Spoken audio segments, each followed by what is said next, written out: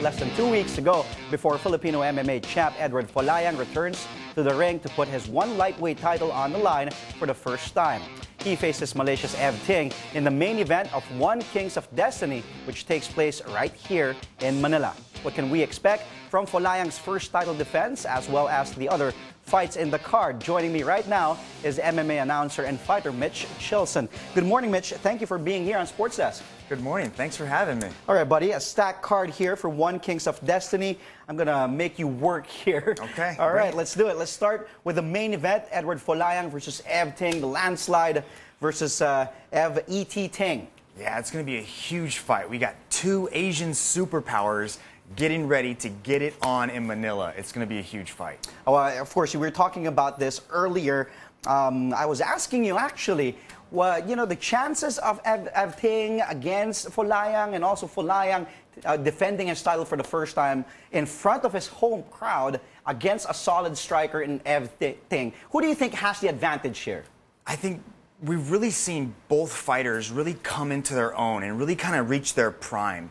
And what we're seeing now is that both fighters have kind of ironed out all their weaknesses. They, like fighters that, you know, usually have like style versus style, where we see one fighter is particularly dominant in one area. But now both these guys are completely well balanced and so diverse in all areas of mixed martial arts that it's going to be a tremendous fight. Okay, let's talk about Edward Folayang's future. If he retains the title and beat Ev Ting, who should be his next opponent? Oh, man.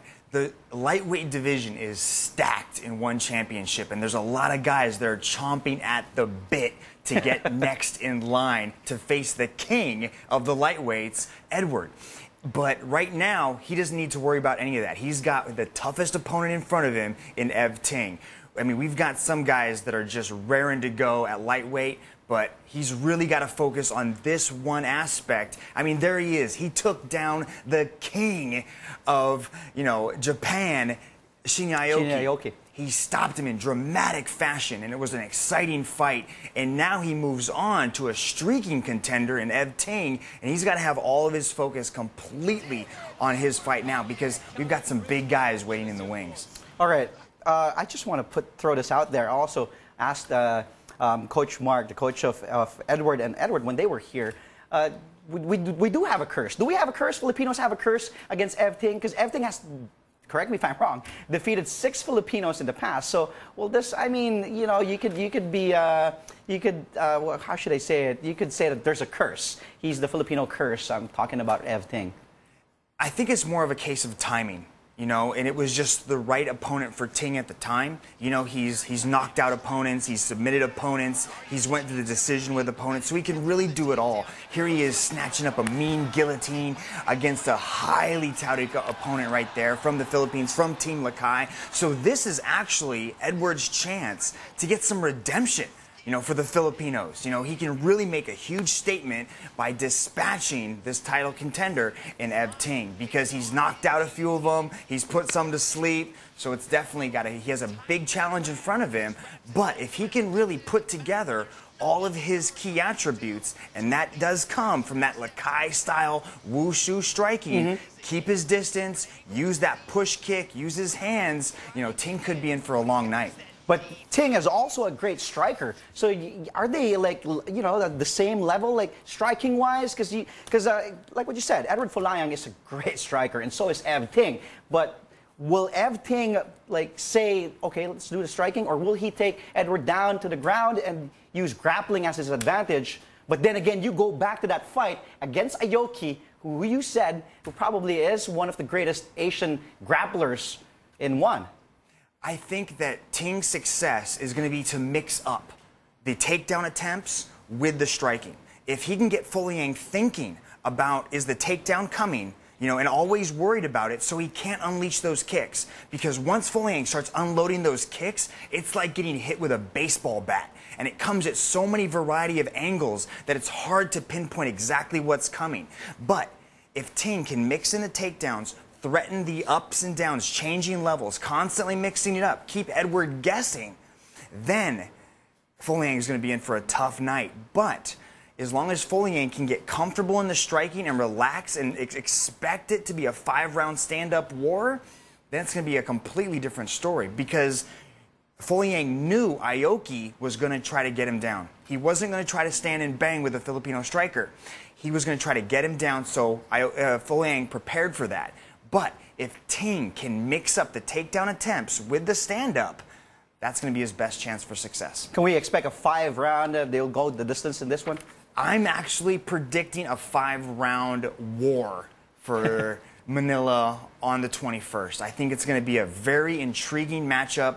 They have very similar styles, but they're very well matched. This will be interesting. April 21. Let's talk about the other Filipinos in the undercards of this match, of this fight, that is, Kings of Destiny. Let's go to Kevin Belingon versus Tony Tauru. Yeah, Tony versus Kevin is a very interesting matchup. We have striker versus grappler, a high-level BJJ practitioner against a very high-level wushu striker in Belingon. And we've seen both these guys have their ups and downs in the division, but ultimately they're meeting at their peak, and this is going to be a classic case of striker versus grappler.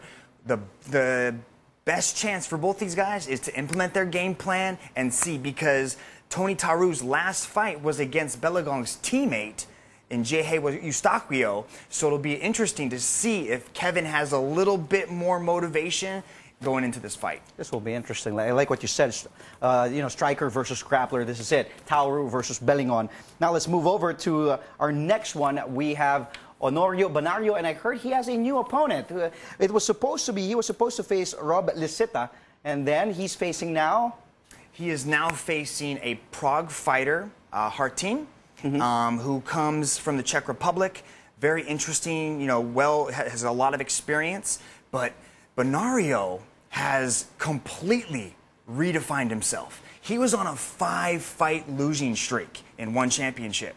He lost his belt. He was the former featherweight champion, and he went on a bit of a downhill battle, and he lost 5 fights in a row. And now he's come streaking back and won his last 3. In almost a completely different fashion. We've seen him completely rediscover himself and find that will to win. His most impressive fight was against Eddie Ng, where he just completely changed up his game plan. He added wrestling and grappling, and he looked so much more fluid as a complete fighter. Not just the typical boxing style that we've seen from him in the past. So he's really developed and well, and I'm looking for big things for him now that he's moved up into the lightweight division. But who's the king of the lightweights? His teammate, Folayang. So it'll be an interesting battle to see these two kind of go through the division. If he goes up, and that will be interesting to see, you know, Banario against... They would never have. They probably get it on every Monday, Wednesday, and Friday. So you guys can go up to Team Lakay and check those guys out. All right. Now, Danny Kingan versus Muhammad Ayman. This fight is a very interesting fight between 2 up-and-coming fighters. Look at this, 21 years old, 22 years old.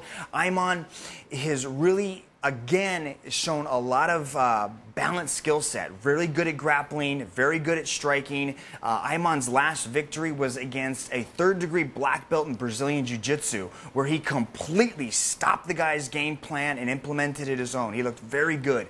But he's going up against Danny Kingan, who is a tremendous fighter, again from Team Lakay. So he's got that well-rounded wushu-style striking. So he likes to keep a distance. He doesn't really get in close and make it ugly. He likes to keep his distance, use that push kick, and land big hands. So it'll be an interesting fight to see which one of these fighters can really move up in a stacked division at 125. All right, now let's go to Eugene, the prelims. This is Eugene Toquero versus Steffer Rahardian. Yeah, Toquero, man. This guy is an entertainer. And every time he fights inside in Manila, he does this hair thing. Like, look at his hair. It looks like a sculpture, you know? He's so charismatic. He's really well loved by the Filipino fans. And he gets one of the biggest ovations of the night because of his, you know, his personality and the way that he comes into the ring. Captivates the crowd. He's always checking his hair. In between rounds, he's smiling at the thing and checking his hair. He's a fun guy to watch. So this should be a big fight between 2 up-and-comers. All right, now let's go to Gina Inyong. This is an all-Filipino fight.